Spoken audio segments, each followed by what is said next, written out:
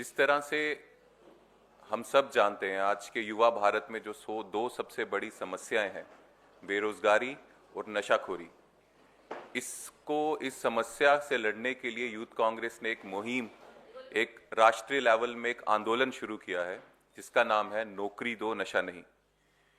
इसके ऊपर हमने आंदोलन किए, संसद घेराव भी किया और काफ़ी चीज़ें और भी चल रही हैं और अलग अलग तरीकों से ये चीज़ें हम आगे बढ़ाना चाहते हैं।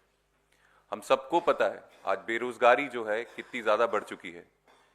कितने ज़्यादा प्रोटेस्ट छात्र हों या कुछ लोग जो युवा हैं वो कर रहे हैं क्योंकि उनको रोजगार का मौका नहीं मिल रहा है।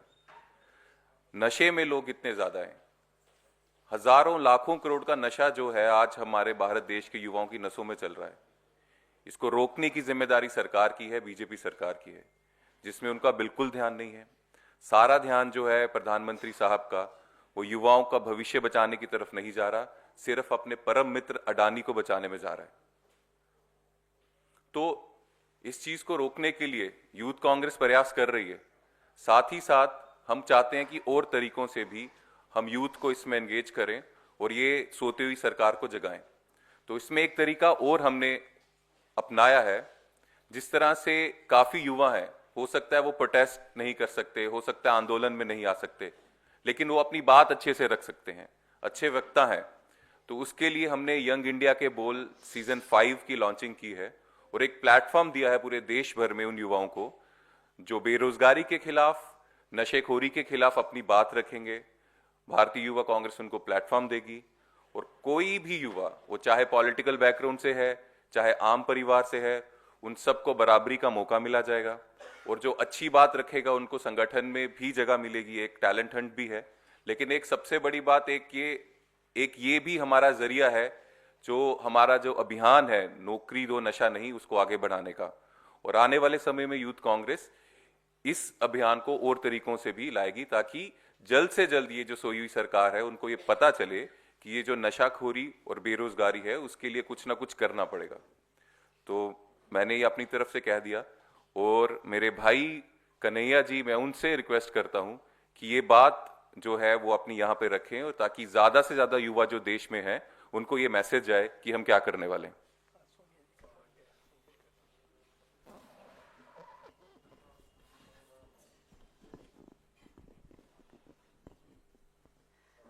सबसे पहले तो मीडिया के सभी साथियों का, इलेक्ट्रॉनिक, प्रिंट और डिजिटल मीडिया के सभी साथी जो इस महत्वपूर्ण प्रेस कॉन्फ्रेंस को कवर करने के लिए उपस्थित हैं, आप सबका बहुत बहुत धन्यवाद।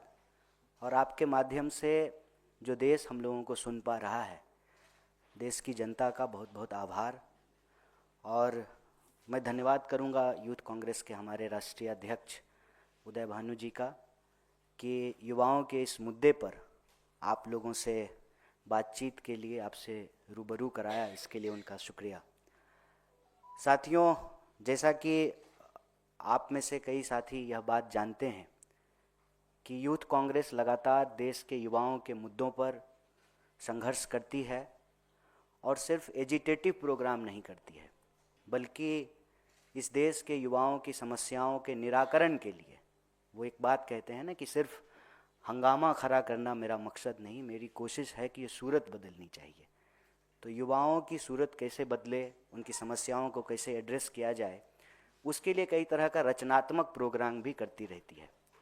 इसी के तहत आप में से कई साथियों ने उसको कवर किया होगा। यंग इंडिया के बोल के तहत देश भर के जो है ऐसे नौजवान जो अपने माध्यम से चीज़ों को समझते हैं, उस पर अपना पक्ष रखते हैं, बोलते हैं, उनको अपने साथ जोड़ने के लिए और युवाओं की एक बुलंद आवाज़ उनको बनाने के लिए यूथ कांग्रेस प्रोग्राम करते रहती है। कोविड में भी यूथ कांग्रेस ने बहुत अच्छा काम किया था। तो आज जो इस देश में परिस्थिति है, और मैं ये बात बहुत तकलीफ में कह रहा हूँ, एक राजनीतिक औपचारिकता के तहत नहीं, जो एक वास्तविकता है। आप सब भी अगर अपने आप से सवाल पूछेंगे तो आपके मन में भी यह बात खटकी होगी कभी ना कभी कि पढ़े लिखे नौजवानों को, पहले कहते थे जो सादा बीए करता था हमारे यहाँ, कि ये ब्याह क्लास है, आप बीए पढ़ कर रहे हैं मतलब शादी के लिए पढ़ रहे हैं। शादी में जो बायोडेटा बनेगा उसमें लिखेंगे कि लड़की बीए पास है, लड़का बीए पास है। तो प्रोफेशनल कोर्स करना चाहिए, टेक्निकल कोर्स करना चाहिए। दिन रात लोग जो है पढ़ते थे कि आईआईटी में बस एडमिशन हो जाए, एडमिशन होते ही रिश्ते आने शुरू हो जाते थे। अभी कोर्स कंप्लीट भी नहीं हुआ है, नौकरी पक्की। आज आईआईटी के 50% ग्रेजुएट को नौकरी नहीं मिल रही है। आईआईएम में आपने जो है बहुत सारे पत्रकार साथी हैं यहाँ पे, बस नौकरी हो जाए, अच्छे संस्थान में जो है एडमिशन हुआ, रिजल्ट आया, अच्छे संस्थान का ऑफर लेटर, धीरे धीरे धीरे धीरे रोजगार के सारे अवसर बंद कर दिए गए। और कोई ऐसा दिन नहीं बीतता है जनाब कि इस देश के किसी कोने में किसी न किसी स्टूडेंट की, यूथ की पीठ फट रही हो पुलिस की लाठी से। गलती क्या है? नौकरी मांग रहा है। हालत यह है कि जिस चीज का हमको गर्व होना चाहिए, कहाँ तो तय था चिरागा हर एक घर के लिए, कहाँ चिराग मयस्सर नहीं शहर के लिए। दुनिया का सबसे नौजवान देश, 55% पॉपुलेशन यूथ है, हर 5वां युवक दुनिया का भारतीय है। 25% की आयु को आप देखेंगे, इतना नौजवान भारत कभी नहीं था। मानव सभ्यता के इतिहास में जितना नौजवान आज भारत है कभी नहीं था। इतनी नौजवान आबादी, पढ़े लिखे लोग, और वास्तविकता क्या है? 1 घंटे में 2 नौजवान आत्महत्या कर रहे हैं। सारे सुसाइड रेट को जो है यूथ सुसाइड ने सरपास कर दिया है। किसान को भी 1 घंटा घड़ी में होगा, 2 नौजवान इस देश का अपनी जान गंवा चुका होगा।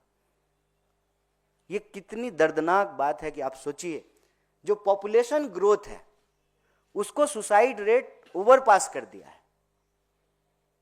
और ऐसा क्यों हो रहा है? इसकी वजह क्या है? इसकी वजह यह है कि एक तरफ पढ़े लिखे नौजवान को 5,000 की नौकरी नहीं है, और एक नौजवान, उसकी शादी में 5,000 करोड़ खर्च किया गया। एक ही देश है, एक तरफ 5,000 की नौकरी नहीं है, दूसरी तरफ शादी में 5,000 करोड़ खर्च किया गया। लोगों को खाने को नहीं मिल रहा है, तभी तो सरकार जो है 5 किलो अनाज दे रही है ना।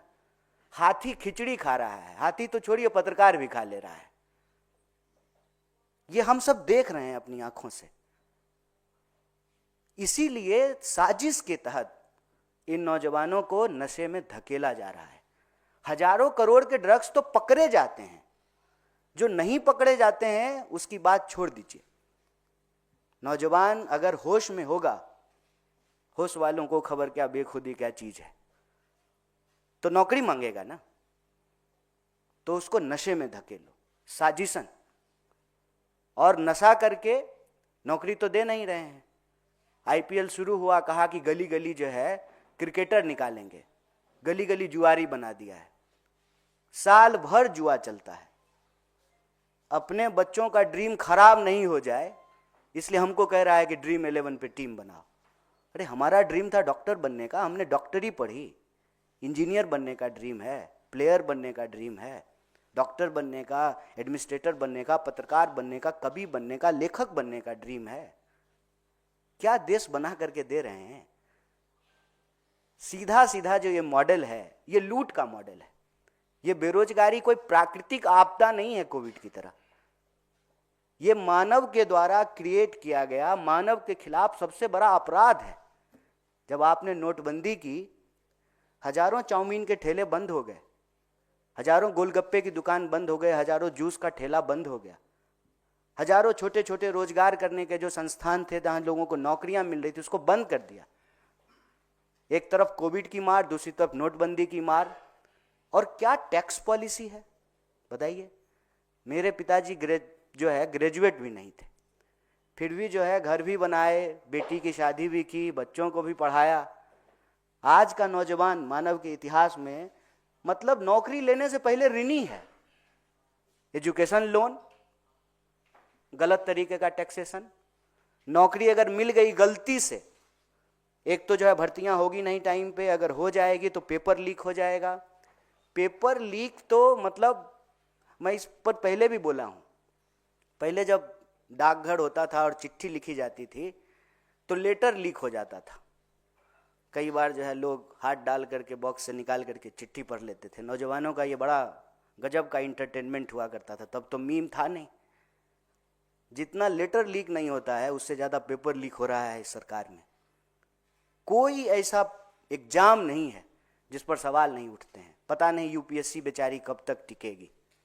वहाँ भी जो है ये लेटरल एंट्री लेकर के आ गए हैं। एक भी जगह बता दीजिए जहाँ नौजवान पक्का करे कि हम पढ़ रहे हैं, हमको नौकरी मिलेगी। और पढ़ना भी आसान नहीं है। आप सुदूर इलाके के किसी कॉलेज में चले जाइए, जिस तरीके से फीस वृद्धि हुई है। अभी आपने देखा कि अंबेडकर यूनिवर्सिटी में जो है नौजवान अपने ही यूनिवर्सिटी में कैद थे, एक एक कोर्स पे 4-4 लाख 5-5 लाख रुपया ले रहे हैं। जो कोर्स में 5,000 में पढ़ाई हुई करती थी आज 5 लाख में हो रहा है। एडमिशन बहुत मुश्किल से, एडमिशन हो जाएगा तो पक्का है कि पढ़ने के बाद नौकरी नहीं मिलेगी। इसलिए एक नया टर्म चला है। क्या करता है लड़का? लड़का दिल्ली में रहता है, कॉम्पिटिटिव एग्जाम की तैयारी करता है। एग्जाम कहाँ हो रहा है? किए जा रहा है सालों साल कॉम्पिटिटिव एग्जाम की तैयारी। उस बीच में ड्रीम भी पूरा करना है। इसीलिए जो है देखिए मोबाइल पे लोग शेयर खरीद रहे हैं, बेटिंग कर रहे हैं, जुआ खेल रहे हैं। कहीं कुछ तो मिल जाए। जब सब कुछ से फ्रस्ट्रेट हो जाएगा, कितनी बार घर को बताएगा कि एग्जाम ही नहीं टाइम पे हुआ, उम्र निकल गई। ये सुसाइड रेट जो है आज हमारे सामने एक चुनौती बन करके खड़ा है और ये क्रिएटेड है। अगर हम चाहें सही से अगर फंड का एलोकेशन करें तो रोजगार दिया जा सकता है। आप 16 लाख करोड़ बड़े पूंजीपतियों का माफ कर देते हैं, आप छोटे रोजगार करने वाले लोगों को लोन तो दे करके देखिए। ये नीति का सवाल है, ये नियत का सवाल है। लेकिन नीति जब यही है कि अपने दोस्त को व्यापार, तो देश होगा बेरोजगार। ये एक बहुत बड़ा सवाल है। और हमारे यहाँ एक कवि हुए बिहार में, मगही भाषा में लिखते थे, मथुरा प्रसाद नवीन। वो कहते थे कि भूख से तरप के मरवा काहे, मरने होते लड़के मरी जा। क्यों सुसाइड करके मरेंगे देश के लोग? यह देश जितना उस 5,000 करोड़ की शादी करने वाले का है उतना ही हमारा भी है। हमारे माँ बाप भी टैक्स भरते हैं, उसके माँ बाप को तो टैक्स की माफी मिलती है। हम तो हर चीज पे टैक्स भर रहे हैं। तो यह देश हमारा है। मैं इस देश के नौजवानों से अपील करता हूं कि आप जान मत गवाइए, अपनी जान भी बचाइए। और इस उम्र में बिना इश्क का कुछ होता नहीं है। जिधर जाते हैं सब उधर जाना अच्छा नहीं लगता। मुझे पामाल रस्तों का नजर पर चलना अच्छा नहीं लगता। तरफ के नहीं मरना है दोस्त। आप जो कर सकते हैं कीजिए। यूथ कांग्रेस खुले दिल से आपको आपकी योग्यता के हिसाब से अपने साथ जोड़ने के लिए प्रतिबद्ध है। आप बोल सकते हैं तो बोलिए, लिख सकते हैं तो लिखिए, प्रदर्शनों में शामिल हो सकते हैं तो शामिल होइए, और कुछ नहीं कर सकते हैं तो अपने आसपास के लोगों को समझाइए। इस देश को बचाने की मुहिम में, युवा शक्ति को बचाने की इस मुहिम में, और यह जो हमारी मांग है, नशा नहीं नौकरी दो, इसके साथ जुड़िए। और हमारे क्रांतिकारी साथी, जोशीले साथी, इनके नेतृत्व में यूथ कांग्रेस आपको आमंत्रित करती है कि आप अपनी कैपेसिटी में, अपनी योग्यता में, अपनी क्षमता में हमारी इस मुहिम से जुड़िए। और देश तरक्की तभी करेगा जब देश के लोग तरक्की करेंगे। सबसे नौजवान देश है भारत, 55% पॉपुलेशन है नौजवान। वो तरक्की करेगा तभी देश तरक्की करेगी। तो तरक्की की इस राह में और अपने हक की इस आवाज़ में आप आवाज़ बनिए और हमारी इस मुहिम के साथ जुड़िए। आप सब लोगों ने बड़े धैर्य से हमारी बात को सुना। आप सभी साथियों का बहुत बहुत शुक्रिया। और एक पत्रकार के बारे में जो हमने बात की है, मैं आपके बिरादरी के बारे में नहीं बोल रहा हूँ, यह मेरी व्यथा है। यह इस देश के एक आम नौजवान का दर्द है। जब वो सीन देखता है तो उसको तकलीफ़ होता है कि हमारे देश के साथ क्या हो रहा है। तो आप इसको अदरवाइज नहीं लीजिएगा। मेरी बात से अगर किसी को तकलीफ़ हुई हो तो मैं क्षमा प्रार्थी हूँ। और एक बार फिर आप सबका इस महत्वपूर्ण प्रेस कॉन्फ्रेंस को कवर करने के लिए तहे दिल से शुक्रिया।